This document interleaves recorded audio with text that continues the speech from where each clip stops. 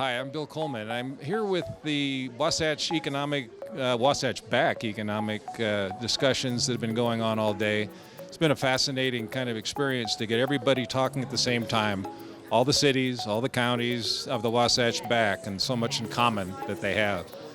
And what we were just now speaking to is more the real estate side of what is going on and the development side, what's getting built, what is not getting built, and the difficulties in finding affordability in some of the areas. And it's been kind of enlightening to talk to a number of the folks that we speak to every day. I'm a real estate development guy and a broker, but we're seeing a tremendous amount of cost increases in building a home, remodeling a home. Everything is getting up to be such a high amount that there's resistance starting to build for paying that extra amount. And it also then affects the land values underneath these homes. It does a lot of things that are affecting the overall dynamics. But one thing that it is becoming very clear is that there's not a very broad spectrum of housing. There's just real expensive, and then there's some really older homes that are not as expensive, and some that are actually just cheap, still on the market. So it makes for some possibilities to be buying things,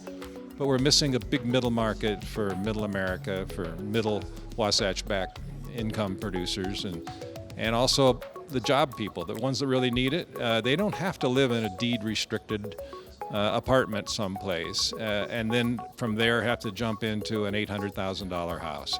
That's the part that's missing, and it's missing all across America, but it's also missing more intensely right here.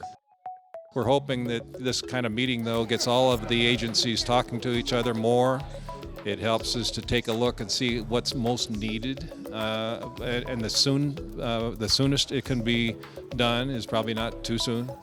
And it's not a crisis yet, but it's developing into one as we realize that we don't have very many labor. We have a lot of jobs available and not very many people to fill them. So the labor crisis is part of what we're suffering with. And in general, we don't have homes for them, so it's obvious that is what would happen.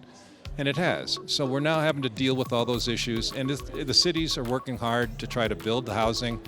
There needs to be more incentives on the parts of the cities and the counties to build housing, but more than anything, to allow them to be built.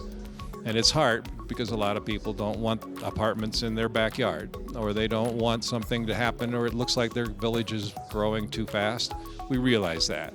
But what we don't have to have is the problem that comes from that, and it stems from not having enough of this housing, and good housing, though, not something that's going to be a detraction to a neighborhood, but something where we really are providing housing for our policemen and our firemen and everyone that needs a house to live here. And then we have that labor supply once we provide it.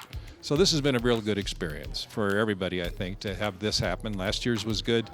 It just needs to be more of this constant conversation going on, and we look forward to it.